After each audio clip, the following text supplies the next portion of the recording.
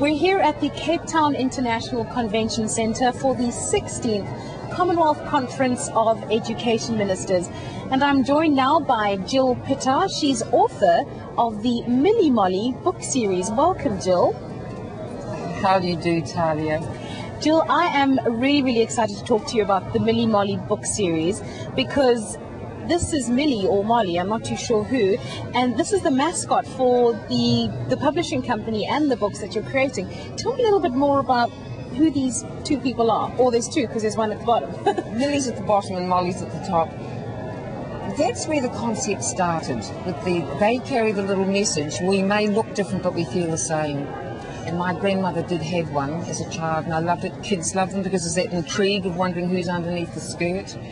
And that's really how it started. The new millennium, actually, the United Nations catchphrase was reconciliation. And so she became our reconciliation doll for world peace and harmony.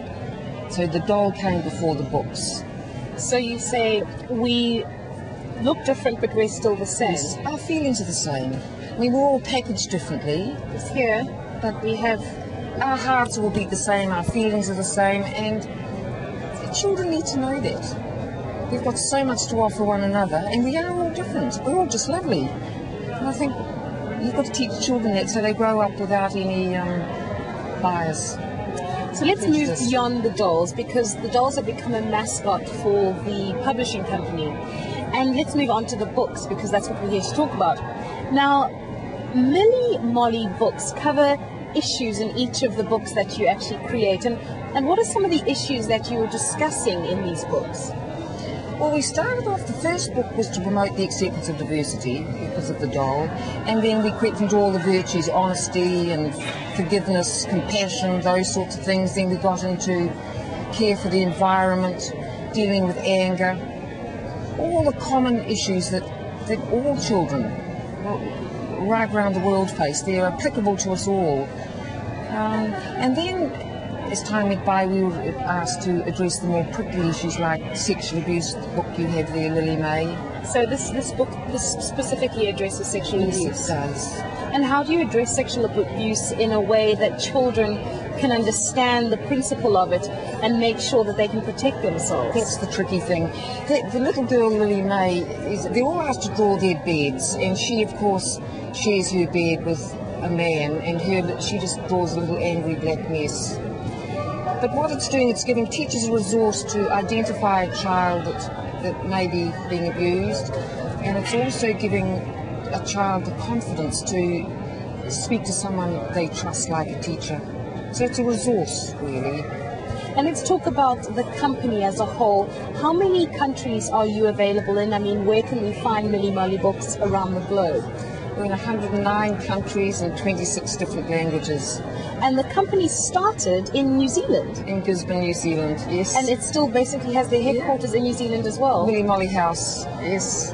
And the name Millie Molly, does it belong to anybody, the founding person of the publishing company? No, I just wanted two little names that you only had to change one letter in the middle. And there are no others. I mean, Pilly Polly doesn't sound quite right. And they're quite popular little names, certainly in New Zealand. Little girls now called Molly.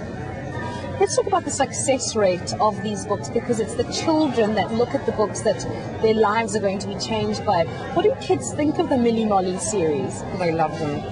They do love them. They've been very lucky.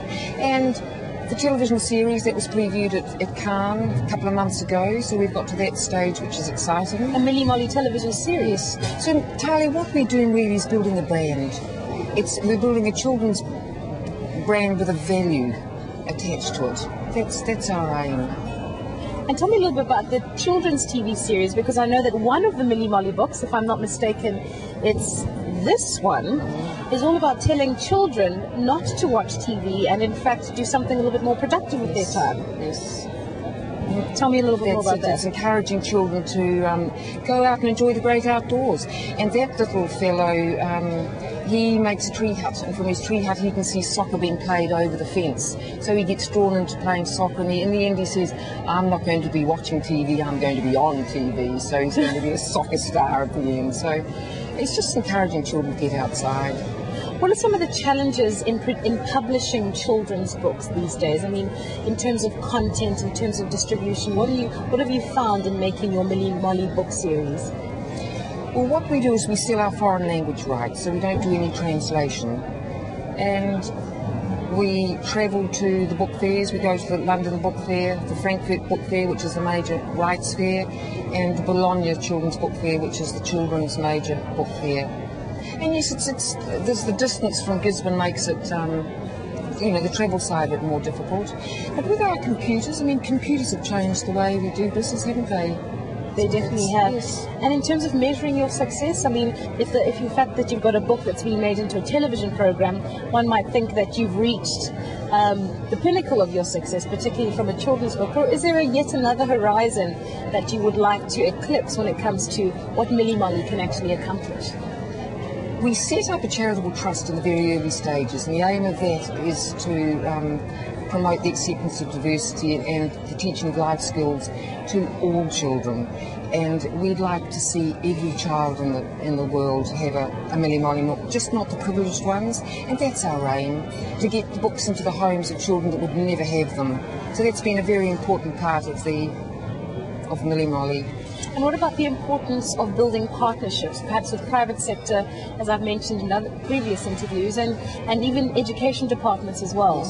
Yes, well, we do. We try and partner with people. We've got a resource, but we don't have necessarily, or the people that need the books don't necessarily have the money. So yes, if we can partner with organisations, with foundations, that's the way we like to work it.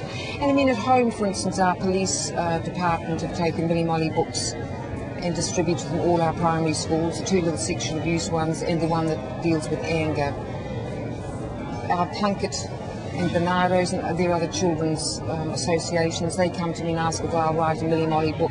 So we work that. We're very adaptable. The amazing thing about the Millie Molly series and your Millie Molly mascot is the fact that it's so interchangeable and that black children can relate to it and white children can also relate to it.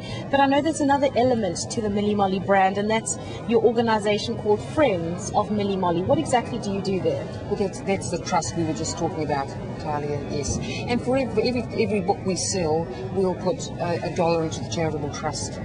And that so then we can gets do, distributed. yes. Well, thank you so much, Gill Pittar, author of the Millie Molly book series, all the way from New Zealand. Thank you. Thank you, Talia, and thank you very much.